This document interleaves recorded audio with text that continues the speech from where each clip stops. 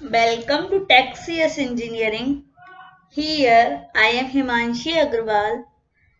Here I am sharing beginner to advanced programming course videos with our technical students who want to learn about coding or programming language. They can subscribe my channel or press the bell icon for my new uploaded videos. Okay. Hello students. Today our topic is write a program on addition of two integer numbers in Java Python programming language.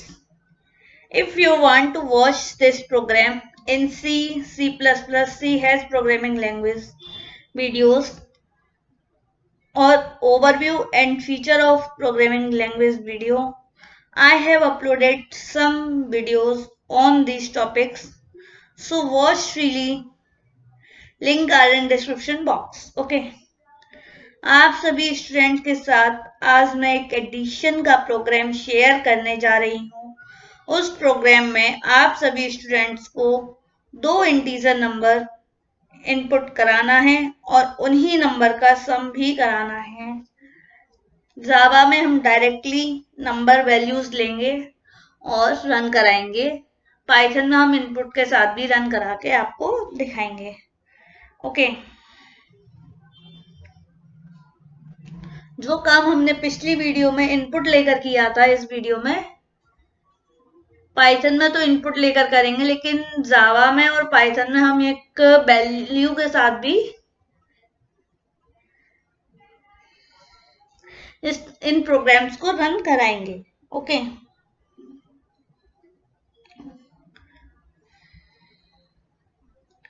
इस video में किसी भी student को जहां भी समझ ना आए, freely ask with me in your comment box. Okay, I will try to cover your each and every questions in your next videos. तो चलिए स्टार्ट करते हैं आज का topic, addition of two integer numbers in Java Python programming language.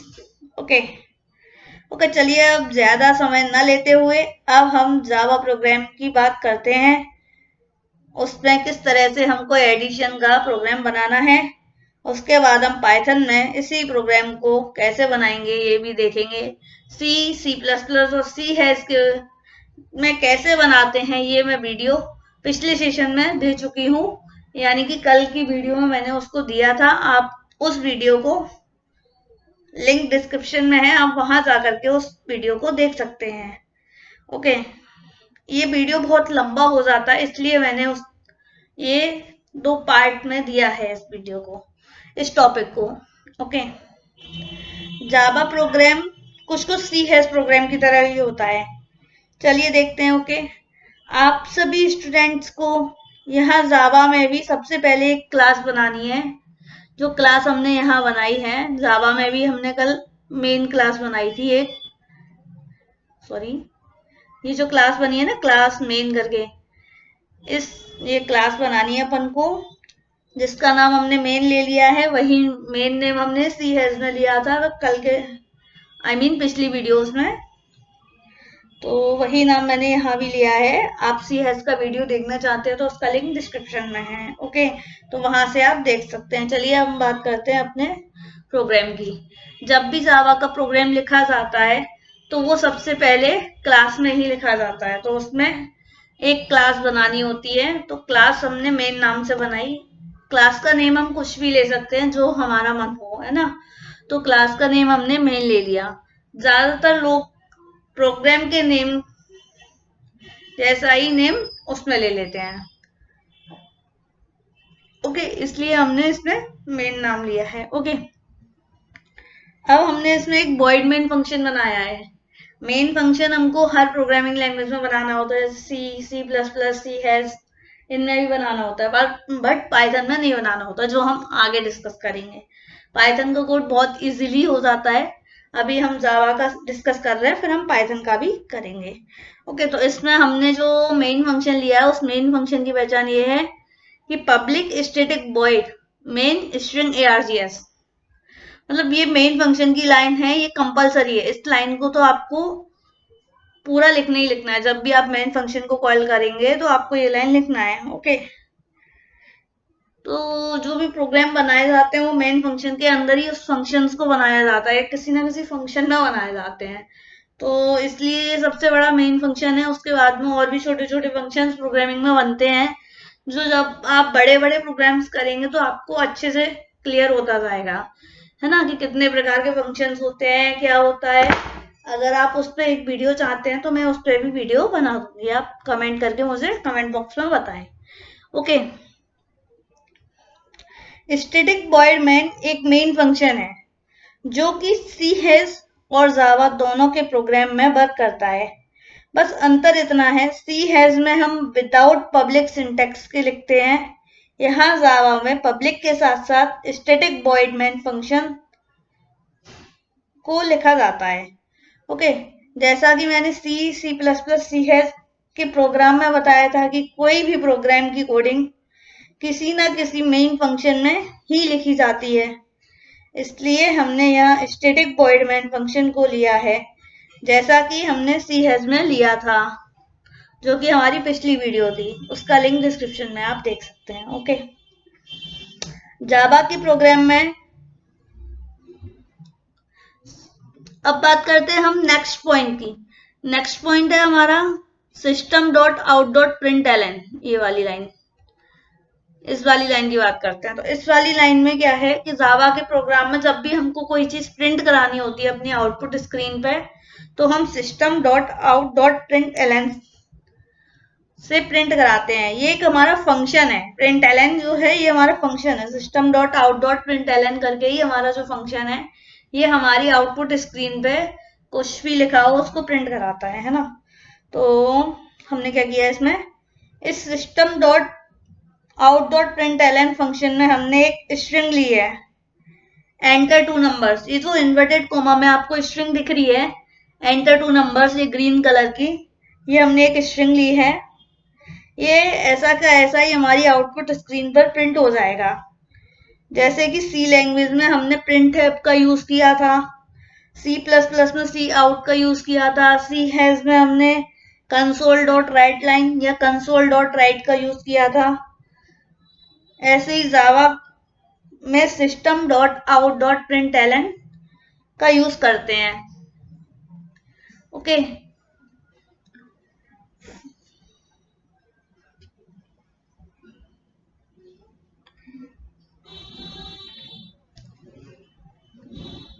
अब हमने इसमें दो वेरिएबल्स लिए हैं। इस system dot out dot println को हम अभी रन टाइम पे और अच्छे से समझेंगे। ओके, इसमें हमने अभी दो वेरिएबल्स लिए हैं, इंट फर्स्ट और इंट सेकेंड। इसका एक बेनिफिट है, यहाँ जावा में हम वेरिएबल की वैल्यू लेते हैं, वहीं पर वेरिएबल के साथ ही वेरिएबल के टाइप को भी डिक्लेयर कर देते हैं, जैसा कि मैंने किया है। आप स्क्रीन पर देख सकते हैं इन दोनों वेरिएबल्स को, इंट फर्स्ट और इंट सेकेंड, ये दो वेरिएबल्स जो मैंने लिए हैं, ये दोनों वेरिएबल्स को हमने इनके टाइप्स को वहीं डिक्लेयर कर दिया है जहां हमने वेरिएबल लिया है। जैसे सी में और सी प्लस प्लस में और सी हैश में, यानी कि सी की कोई भी लैंग्वेज थी, वो तीनों लैंग्वेजेस में से उनमें सब में हम इंट के साथ पहले डिक्लेयर कर रहे थे, उसके बाद में वैल्यू उसमें ले रहे थे। लेकिन इसमें क्या है, वैल्यू हम साथ में ही ले रहे हैं और साथ में ही हम उसको डिक्लेयर भी कर रहे हैं। जैसे इंट फर्स्ट इक्वल, जब भी हम न्यू वेरिएबल क्रिएट करते हैं तो पहले ही हम उसको वेरिएबल का टाइप डिक्लेयर कर देते हैं। ओके, तो यहाँ जावा में जब हम वेरिएबल की वैल्यू लेते हैं, वहीं पर वेरिएबल के साथ ही वेरिएबल के टाइप को भी डिक्लेयर कर देते हैं, जैसा कि मैंने किया है। Look at the screen, int first equal 10। ऐसे ही दूसरे वेरिएबल दिया है जिसकी वैल्यू हमने 20 दी है, इंट सेकेंड इक्वल टू 20। ये फीचर पाइथन में भी है, और पाइथन में हमको डिक्लेयर नहीं करना होता, डायरेक्ट हम वैल्यूज दे सकते हैं।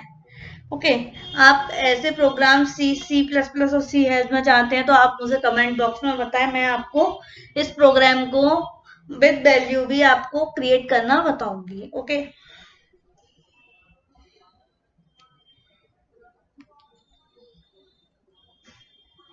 अभी आप सभी स्टूडेंट को पाइथन का प्रोग्राम जब मैं सिखाऊंगी तो इसे भी अच्छे से क्लियर करा दूंगी और इसको इस तरह का प्रोग्राम भी बनाना बताऊंगी और वैल्यू कैसे उस प्रोग्राम में ली जाती है ये भी अच्छे से समझाऊंगी। ओके, अब हमको इन दोनों वेरिएबल की वैल्यू प्रिंट करानी है, तो हम उस वैल्यू को system dot out dot println से अपनी स्क्रीन पर प्रिंट कराएंगे, जैसे कि मैंने स्क्रीन पर दिखाया है। देखो ये है ना, ये system dot out dot println करके, तो इससे हमने कैसे प्रिंट कराया, इसमें हमने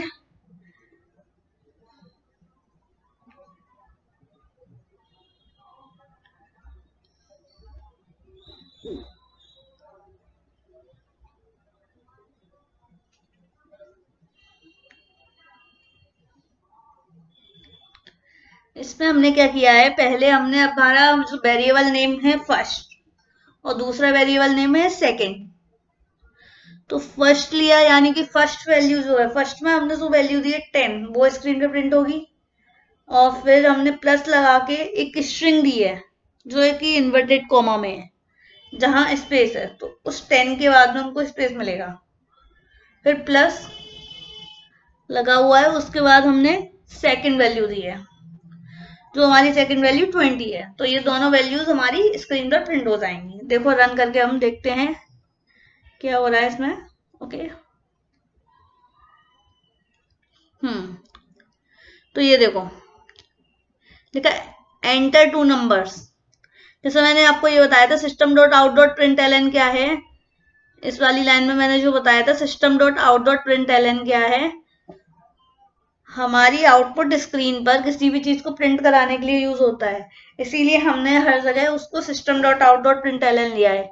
एक ये लाइन ली है, दूसरी ये लाइन भी ली है, इसमें भी system dot out dot println है, तीसरी ये भी ली है, इसमें भी system dot out dot println है, बट तीनों में अलग अलग चीजें ली है। देखो इसमें हमने स्ट्रिंग लिया एक जो कि ग्रीन कलर से लिखा हुआ है, इसमें ये देखो ये ग्रीन कलर का जो लिखा हुआ है ना, ये जो एंटर टू नंबर्स, ये हमारा as it is output screen पर प्रिंट हुआ है। ये देखो एंटर टू नंबर्स जो ये हमारी स्क्रीन पर लिखा है ना।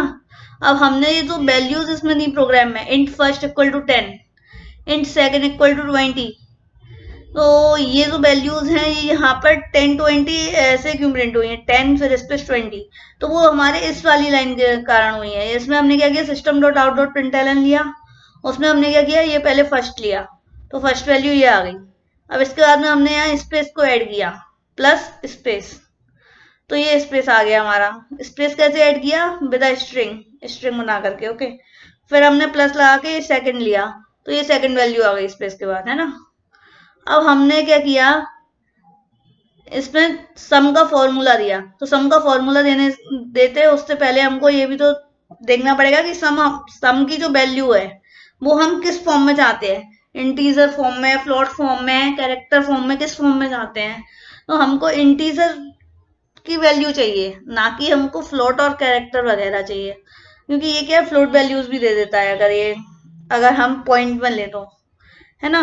तो इसलिए हमने यहाँ इंट लिया, क्योंकि वेरिएबल टाइप तो हमको डिक्लेयर करना ही पड़ेगा ना कहीं, तो हमने उस वेरिएबल टाइप को, यहाँ सम के वेरिएबल टाइप को इंटीजर डिक्लेयर किया, क्योंकि ऊपर के हमारे दोनों इंटीजर डिक्लेयर हुए हैं, तो नीचे का भी हमने इंटीजर डिक्लेयर किया क्योंकि ये उन दोनों का सम करेगा। ओके, तो हमने इंटीजर डिक्लेयर किया और इसमें हमने वैल्यू क्या दी, फर्स्ट प्लस सेकंड, यानी फर्स्ट की जो वैल्यू है 10 और सेकंड की जो वैल्यू 20, दोनों को प्लस करेगा 30 देगा, है ना।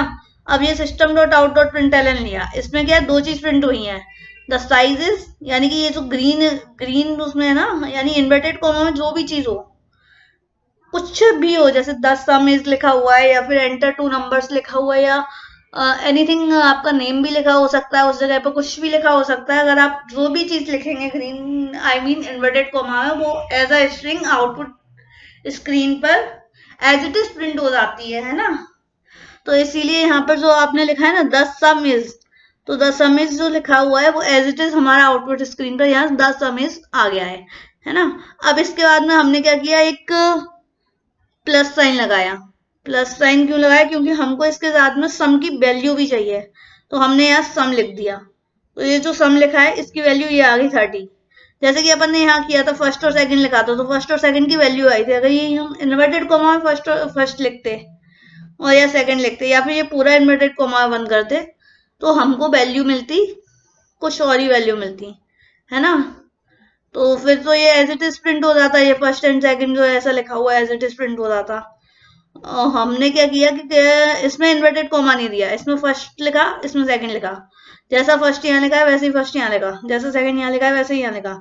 तो इससे हमें क्या हुआ कि जो फर्स्ट ये लिखा हुआ है इसने ये वैल्यू फेच की और उस वैल्यू को हमारी आउटपुट स्क्रीन पर प्रिंट कराया।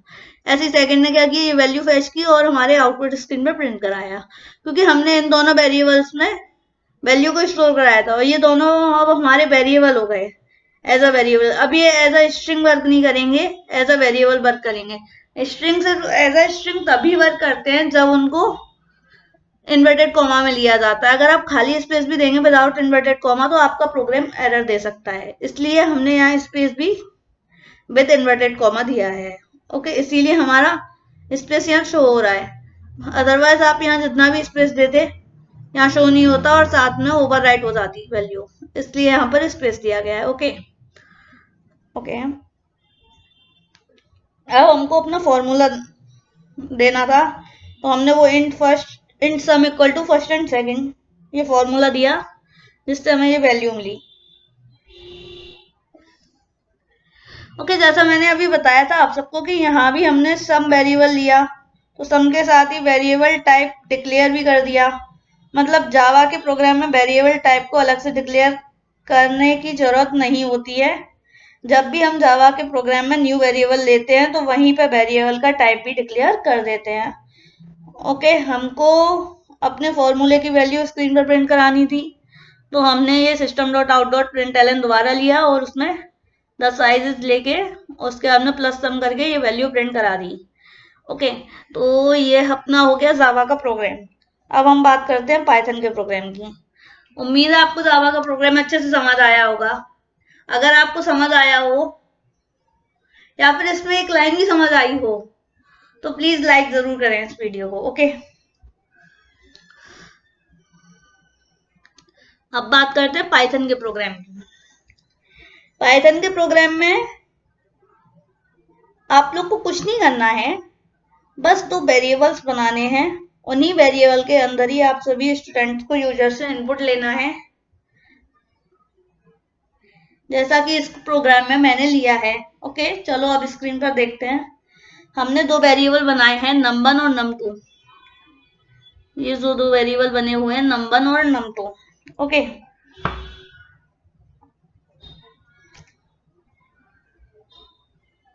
उन वेरिएबल में ही मैंने इनपुट भी लिया है, इनपुट फंक्शन लिया है। जैसे कि हम बाकी लैंग्वेज में पहले हेडर फाइल्स ले रहे थे, then main function, then variable को डिक्लेयर कर रहे थे, देन यूजर से इनपुट ले रहे थे। ये सब पाइथन में आप सभी स्टूडेंट्स को कुछ नहीं करना। जैसा कि अभी हमने जावा में भी किया था कि क्लास बनाई, फिर फंक्शन बनाया, फिर उसके बाद में उसके अंदर हमने अपने वेरिएबल्स क्रिएट किए।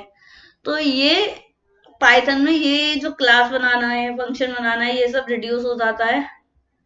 फंक्शन भी बना सकते हैं, ऐसा नहीं है, फंक्शन यूजर डिफाइंड फंक्शन भी बनते हैं, कुछ प्री डिफाइंड फंक्शन भी होते हैं, लेकिन पाइथन में इतना नीड नहीं होता काफी जगह पे। तो ये एडिशन ऑफ टू नंबर्स हैं, ये छोटे छोटे प्रोग्राम्स के लिए फंक्शन बनाना ऐसा कोई यूजफुल नहीं होता। फंक्शन तभी बनाए जाते हैं जब आपको नीड होती है उसकी, ऐसे बार बार कॉल करना है, तो एक ग्लोबल फंक्शन की तरह भी इसमें फंक्शन बनाए जाते हैं। कई बार लोकल फंक्शन की तरह भी बनाए जाते हैं, तो वो एक अलग वो है टॉपिक, अब बाद में डिस्कस करते हैं, ये वीडियो बहुत लंबा होगा। ओके, तो हमने इसमें क्या किया, 2 वेरिएबल्स बनाए नंबर और num2। उन वेरिएबल्स में ही मैंने इनपुट भी ले लिया है, जैसे कि हम बाकी लैंग्वेज में करते थे, लेकिन वो सब नहीं करना है। ओके,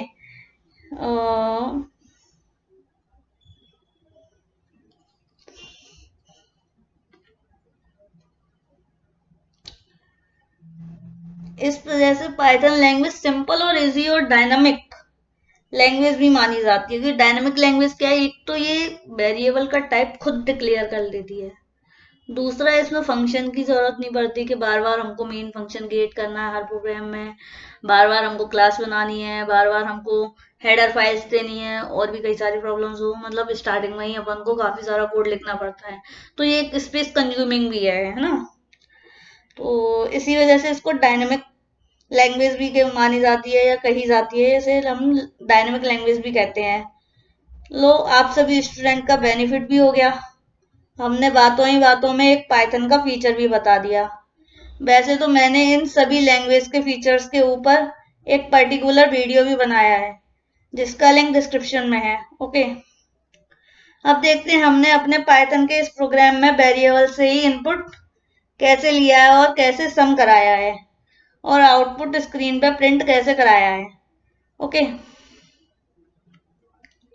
तो सबसे पहले हमने नंबर num2 दो वेरिएबल लिए हैं, जैसा कि स्क्रीन पर शो हो रहा है। अब हमने वेरिएबल में यूजर से इनपुट लेने के लिए इनपुट फंक्शन का यूज किया है। हम एक बात और, किसी लैंग्वेज में फंक्शन की पहचान करने के लिए सबसे अच्छा तरीका है, कोई भी वर्ड लिखा है उस वर्ड के बाद स्मॉल ब्रैकेट में कुछ भी लिखा हो, समझो ये प्री डिफाइंड फंक्शन है। और हाँ, एक और बात, फंक्शन दो तरह के होते हैं, एक यूजर डिफाइंड और दूसरा प्री डिफाइंड, जो कि मैं आज इस लैंग्वेज में बार बार बोल रही हूँ, इस वीडियो में बार बार बोल रही हूँ कि यूजर डिफाइंड और प्री डिफाइंड। हाँ, मैं इसके ऊपर वीडियो बनाऊंगी आगे, ये एक बहुत इंटरेस्टिंग टॉपिक है, इसके ऊपर बहुत अच्छा वीडियो बनेगा, मैं बनाऊंगी। ओके, तो ये तो हुई फंक्शन की बात।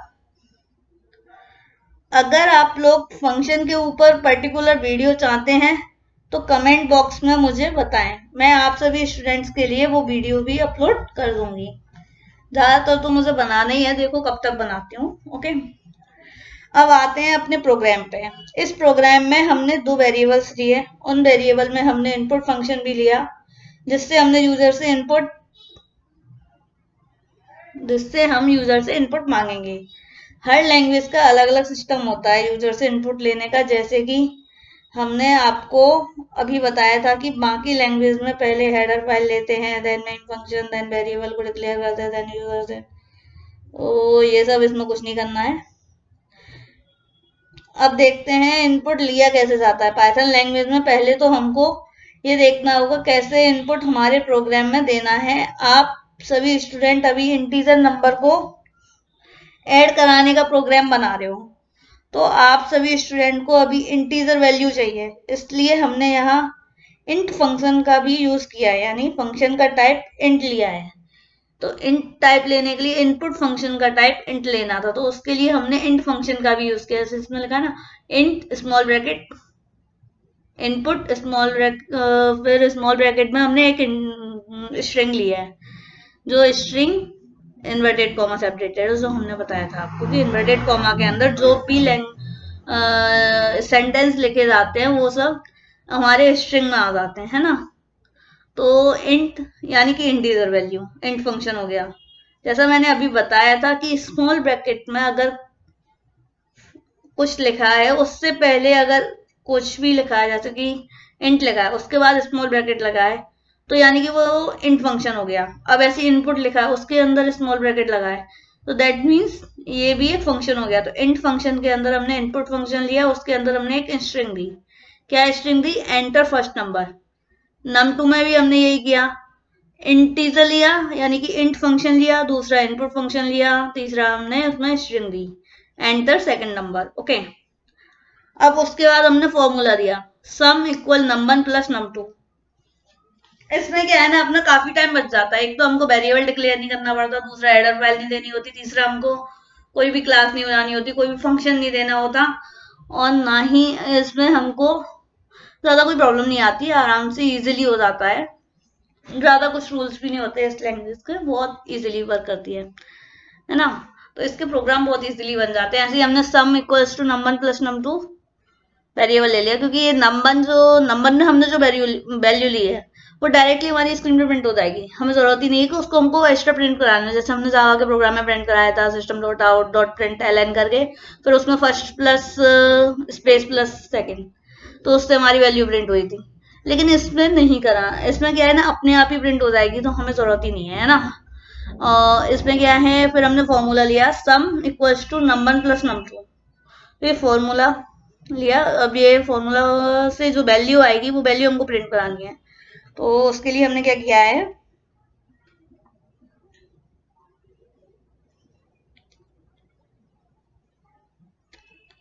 प्रिंट फंक्शन में हमने एक स्ट्रिंग ली है, the sum of 0 and 1 is 2। इसका मतलब क्या है, देखो समझते हैं। इस स्ट्रिंग में जो कर्ली ब्रेसेस में 0 1 2 दिए हुए हैं, उनका मतलब बताने से पहले हम ये क्लियर कर देते हैं। सबसे पहले हम 0 का मतलब समझाते हैं, देन 1 और देन 2 का। जैसे 0 दिया है कर्ली ब्रेसेस में, उसका मतलब है किसी भी प्रोग्रामिंग लैंग्वेज में इंडेक्सिंग 0 से स्टार्ट होती है। 0 मतलब फर्स्ट वेरिएबल नेम, ये हम आगे डिस्कस करते हैं थोड़ा। तो कहाँ है, हाँ, किसी भी प्रोग्रामिंग लैंग्वेज में इंडेक्सिंग 0 से स्टार्ट होती है। वैसे नॉर्मली हम इंडेक्सिंग 1 से स्टार्ट करते हैं, और प्रोग्रामिंग लैंग्वेज में इंडेक्सिंग 0 से स्टार्ट करते हैं। चाहे वो कोई भी प्रोग्रामिंग लैंग्वेज हो, उसमें इंडेक्सिंग 0 से ही स्टार्ट होनी है। और नॉर्मली हम और आप बात कर रहे हैं तो इंडेक्सिंग 1 से स्टार्ट होती है। ओके,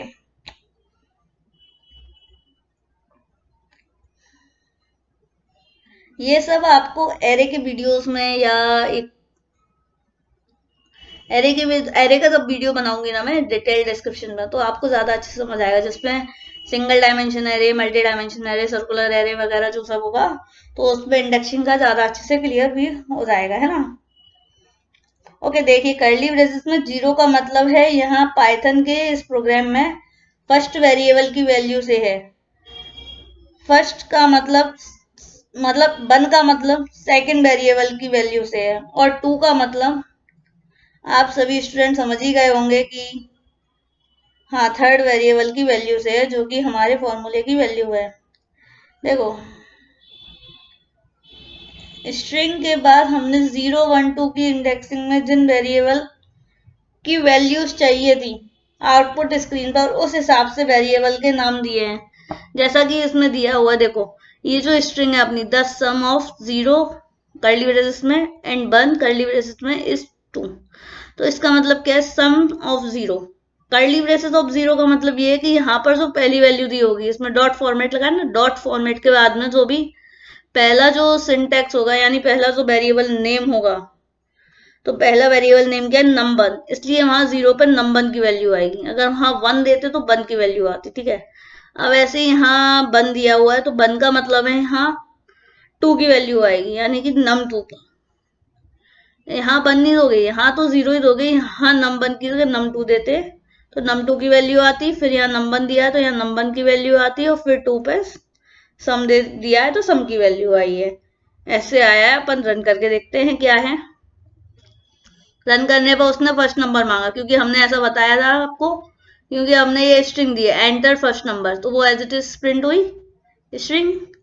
और नंबर में हमको नंबर चाहिए, जो कि इंट फंक्शन में इनपुट फंक्शन, यानी कि इंटीजर टाइप वैल्यू चाहिए। तो इंटीजर टाइप वैल्यू हमने 56 दी। ओके, अब यहाँ क्या है, आप एंटर करेंगे तो वो दूसरी वैल्यू मांगेगा, एंटर सेकंड नंबर। ओके, तो सेकंड नंबर हमने यहाँ एंटर किया 78। ओके, अब हम एंटर करेंगे तो हमारी जो फॉर्मूला का रिजल्ट है वो रिजल्ट देगा। देखो इसने रिजल्ट दिया। अब इसने क्या किया, ये वाली लाइन समझने वाली है, आप अच्छे से समझना। प्रिंट स्ट्रिंग में दिया हुआ the sum of 0 and 1 is 2 dot format number num 2 and sum. Okay, तो 0 पे 1 की नम 1 की वैल्यू दी है, नम 1 की वैल्यू 56 है, इसलिए यहाँ 56 आया। और 1 पे हमने नम 2 दिया हुआ है, तो इसलिए इसकी वैल्यू 78 आई। और 2 पे हमने सम दिया हुआ है। तो ये सीक्वेंस चेंज मत करना, अगर आपने चेंज कर दिया तो आपकी वैल्यू गड़बड़ा जाएगी। तो इसलिए जो सीक्वेंस यहाँ दे रहे हो उस हिसाब से सीक्वेंस यहाँ देना, क्योंकि सम जो है लास्ट में आएगा 2 में, क्योंकि इज 2 यानी कि इज सम आना चाहिए ना, the sum of first and second. तो फर्स्ट एंड सेकंड, तो फर्स्ट पहले 0th इंडेक्शन पे आएगा ना, इंडेक्सिंग पे आएगा, और सेकंड 1 इंडेक्सिंग पे आएगा, इसलिए ये 0th एंड 1 एलिमेंट जो है उनका सम 2th एलिमेंट, यानी कि जो भी अपना तीसरा वेरिएबल है उसमें स्टोर्ड है, इसलिए तो नंबर नम 2 एंड सम इसलिए लिया गया है। ओके, हाँ, मैंने आपको ये और बताया था कि है ना, इसमें हम डायरेक्ट वैल्यू भी ले सकते हैं, जैसे कि यहाँ नंबर की वैल्यू मैंने यहाँ 56 ले ली। और वही वैल्यू ले लेती हूँ सेम जो उधर थी, और num2 की वैल्यू मैंने यहाँ 78 ले ली। ओके, अब इस प्रोग्राम को हम रन कराते हैं, क्या आता है वैल्यू, वही रिजल्ट आएगा। Okay, same result. अगर यहाँ हम वैल्यू चेंज कर दें, 56 की जगह 59 ले लेते हैं। ठीक है, अब रिजल्ट देखते हैं। अब आ गया रिजल्ट हमारा 59 और 78 को ऐड करके 137। तो ये तो हुआ प्रोग्राम, क्योंकि इसने नंबर की हमने डायरेक्ट वैल्यू दे, या फिर हम इंट और इनपुट फंक्शन से भी ले सकते हैं, है ना। तो ये तो हुआ अपना प्रोग्राम। ओके, अब यहाँ हमने addition of two integer number के प्रोग्राम्स को जावा पाइथन में सीखा, सी प्लस प्लस सी है जो पिछली वीडियो में सीखा था। ओके, आज का सेशन यहीं कंप्लीट होता है, यानी आज की इस वीडियो में इतना ही। आज आप सभी स्टूडेंट ने पढ़ा how to write a program for addition of two numbers in C plus plus C hash in Java and Python programming language C plus plus C hash में तो हम पहले ही पढ़ चुके हैं। ओके, आज आप सभी स्टूडेंट्स ने जावा और पाइथन में पहला प्रोग्राम कैसे बनाया जाता है ये देखा, और इन सब लैंग्वेज में जब इन जावा और पाइथन लैंग्वेज में जब कोडिंग की जाती है तो क्या क्या डिफरेंसेस देखने को मिलते हैं, ये सब आपने आज अपनी इस वीडियो में देखा। आज की इस वीडियो में बस इतना ही, फिर मिलेंगे आगे की वीडियो में इन्हीं लैंग्वेज में से किसी एक प्रोग्राम या किसी फीचर्स के ऊपर बात करेंगे। Okay, thanks for watching. आप में से किसी भी स्टूडेंट को इस वीडियो में यहाँ भी समझ ना आया हो तो कमेंट बॉक्स में अपने क्वेश्चन टाइप करके मुझसे डायरेक्टली पूछ सकते हैं। मैं आपके हर एक क्वेश्चन का आंसर दूंगी, और हर एक क्वेश्चन का आप जिसका भी वीडियो बनाने को कहेंगे मैं उसकी वीडियो भी बनाऊंगी, और वो वीडियो मैं आपको एवरी संडे प्रोवाइड भी कराऊंगी। इसलिए चैनल को सब्सक्राइब भी कर लीजिए और साथ ही बेल आइकन को प्रेस भी कर दीजिए। ओके, जिससे मेरे वीडियोस के नोटिफिकेशंस इजीली आपके पास पहुंच जाएं। Thanks for watching. Like, share and subscribe.